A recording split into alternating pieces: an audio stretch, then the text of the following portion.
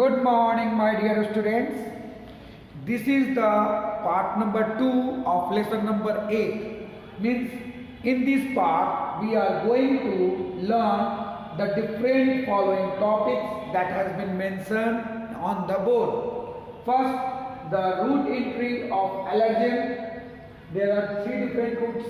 I will explain about it. Further, the different symptoms of the allergic reaction.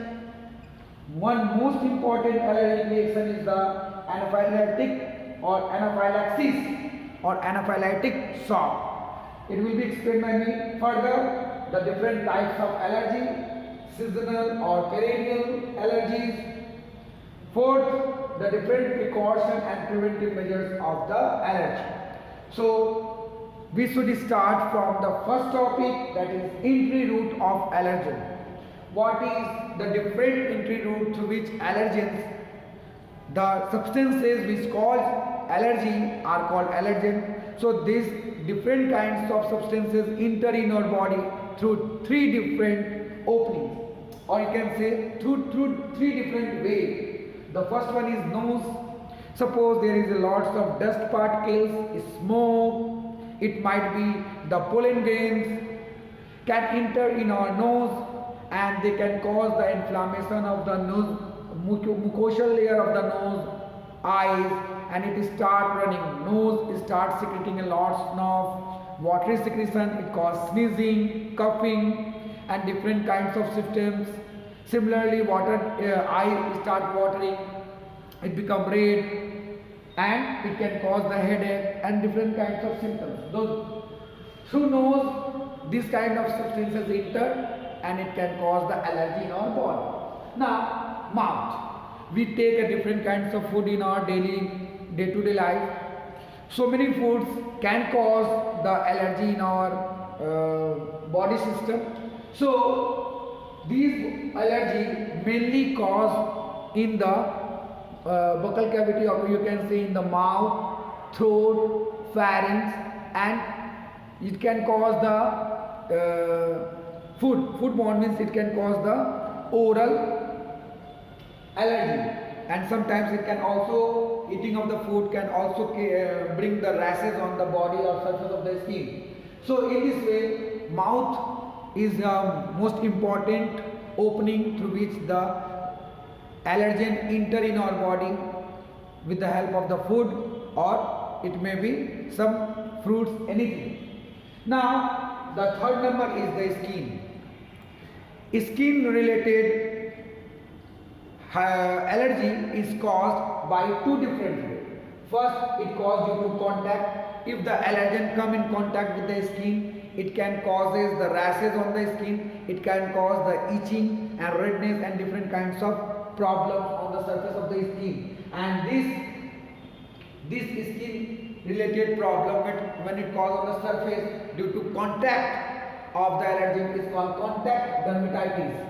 Similarly, when we eat several kinds of food, right, like taking some you can say fishes, seafood, brinjal, and different kinds of foods which cause the rashes, red patches on the surface of the skin. So these red patches are called hives, and it is caused due to taking food inside in our body. So it is also a kind of food allergy, although it causes on the surface of the skin. That's why it has been kept in the skin category. I hope you understood. Now, the different kinds of symptoms of allergic reaction. So as I already told you about the different openings, so through these different openings, different kind of symptoms appear. If you take the entrance of the allergen through nose, in this case our respiratory system, mainly the nose, mainly the eyes, the throat, the you can say windpipe get infected, and in this way, not infected, get inflamed or inflammation causes, and in this way these different organs create a different kinds of symptoms like coughing, sneezing, headache, redness of eyes, redness of face, and different related disease of the you can say respiratory system.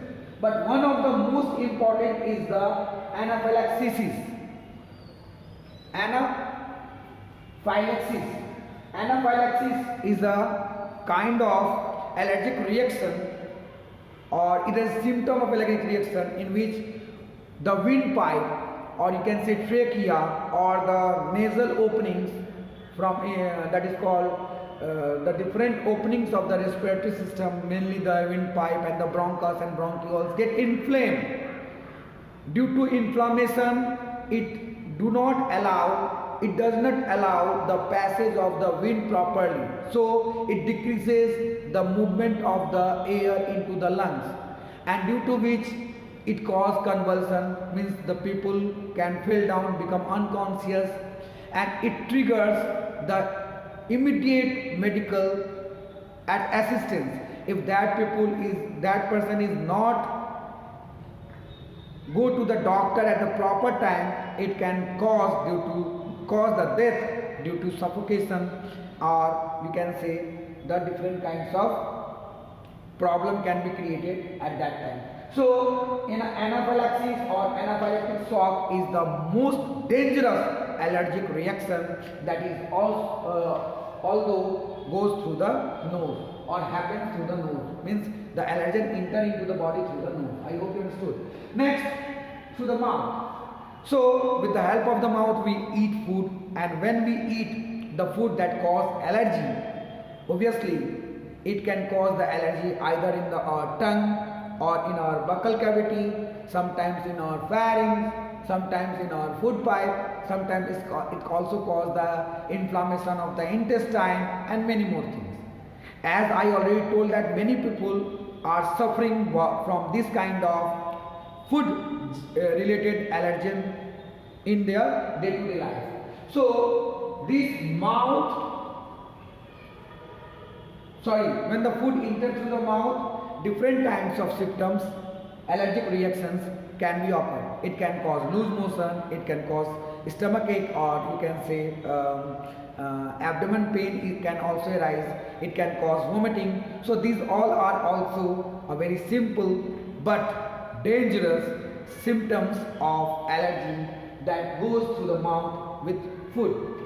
The same food can also cause the rashes, the red inflammation of the skin within patches. It may be the small patches or it may be the large patches, and these are called hives, and hives happen due to the food. I hope you understood. Similarly, when the skin come in contact with the different kinds of allergy, it can cause itching, become red, sometimes it become bluish also.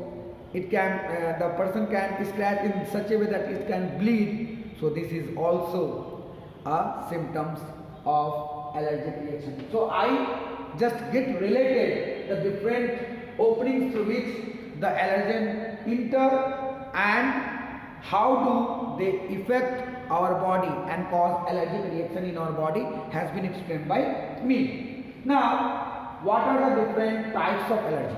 There are two different types of allergy. One which happens in the particular season. Many people have started itching in the winter season.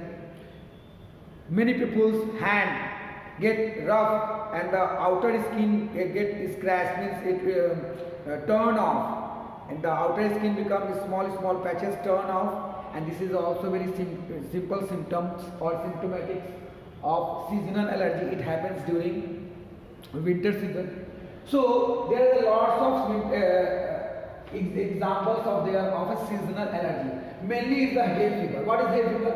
Hay fever is a seasonal allergy mainly caused in the spring season when a tree is spread a lots of pollen grain, and when the pollen grain is blowing with the help of the air and inhaled by some allergic person, the pollen grain enter into their nose. Through nose they get infect the respiratory system, upper respiratory system, mainly the nose, or you can say the mucosal layer of the nose or the throat. So in this way, this kind of this kind of allergic reaction are called hay fever, which is caused due to pollen grain. Okay, and obviously this pollen get mainly spreaded by the trees in the spring season. Similarly, or also can rainy season. Similarly, perennial allergens. Perennial allergens is actually allergen which can cause allergy throughout the year. Means any time it can cause the allergy. Very good example I have already given you. Food related allergy, hives, or contact dermatitis, or oral allergy. Different kinds of allergy can occur in the category of perennial allergy. I hope you understood this topic as well. Now we will understand the different precaution and preventive measures. First of all, let me explain a proverb. Proverb is prevention is better than cure. If you prevent yourself, you will not suffer with that particular allergic reactions, and obviously you will be healthy. You have not not need to expend money, and you will be obviously very fine and healthy. But if you are not taking care of yourself, if you are not preventing the causes of allergy, you obviously become the patient of allergy for a time being, and obviously you have to suffer with that particular reaction, and obviously you have to expend lots of money to prevent. So in this case, prevention is better than cure. First of all, you should prevent the cause which causes the allergy, and in this way obviously you protect yourself, and economically and physically you will be healthier. I hope you understood. Now again I am going to correlate the precaution and prevention with the same opening. First of all, airborne allergy. Those allergy which enter into the nose and comes through the air. Means when air blow in, they bring the lots of allergen and we inhale the allergen. So airborne allergy, how can you avoid it? It should be avoided. First of all, you should avoid dusting if you have dust allergy or smoke allergy or pollen allergy. You should not go on that particular environment where this kind of allergy happens. In this way, you can protect yourself from this kind of allergy. Now, if you have some allergy and you need to go at that time, obviously you should use mask. Mask will cover your nose and your mouth, and you should use eyeglasses also. It can also protect your eyes from dust. In this way you can protect yourself from dust allergy, or you can say smoke allergy and whatever. And if you have skin related allergy that is come in contact with the bed sheet and all, so that bed sheet should be washed properly within 2, 3 or 4 days, because this contains lots of small mites that has obviously not been seen by the eyes, and so many times it causes the rashes on the skin. So it should be washed properly in very hot water, which kill the mites that is present into the bedsheet. Now, food-borne allergy means there is a lots of food that we eat, and obviously that food may cause the allergy. So what should we do? We should understand which kind of food mainly cause the allergy in our body, and obviously we should protect or avoid that particular kind of food materials to be eaten. Obviously in this way we can protect ourselves. Suppose someone has a allergy with a brinjal, someone has a allergy with some other food like peanut and all, so they should not eat that particular kind of food. So in this way they can protect themselves. So foodborne allergy, avoid the allergy causing food, means you should not eat that food which causes the allergy, and you should eat the proper balanced diet. It will improve your immune system and develop the immune system so that this kind of problem or allergic reaction cannot cause it. Now, skin allergy. Obviously skin allergy comes either from the food or from the contact. So first of all, try to understand what are the different substances that cause skin allergy and avoid that. Next, you should protect yourself from the insect bite. Like so many times when the small ant bites, it causes the redness of the skin. So many times the wasp means you can say in local language it is told beadening. So beadening should be not be sit on the skin and should not sting. So you should protect yourself from this kind of stinging of the insect like honeybee or wasp like that. So in this way you can protect yourself from skin related rashes. You can protect the contact dermatitis if you maintain a proper neat and clean environment inside in your house and in your community. If your community is very neat and clean and your house is also very neat and clean, in this way this kind of allergen will not come in contact with the skin and cannot cause the contact dermatitis. I hope you understood. So maintain the neat and clean environment in your house and outside your house. Next, medicine-borne diseases medicine-borne allergy. I have already explained that so many medicine can also cause allergy in different people, like sulfur containing medicine, or you can say penicillin containing medicine. So if you understand, or if you just found out that this particular kind of medicine cause allergy in my body, you should ask your doctor or physician to not to give that particular kind of medicine because it causes allergy in your body. So in this way you can protect yourself from this kind of allergic reaction. Understood? Similarly, if you have any kind of allergic reaction and you just facing a severe attack of that particular thing, so you should inform your teacher or mentor, whosoever will be there, that I have this kind of allergic reaction. So if this kind of problem happens, please give me this medicine. Do not give those medicine which causes allergy in my body. So if you inform this kind of thing to your mentor or your teacher, obviously they will protect you on time from this kind of the kind of allergic reaction by which you are suffering with. I hope this is a very fruitful thing I used to explain among you. That's why I gave a detailed lecture on this topic. For today, that much. If you have any kind of doubt, you can ask me on another class.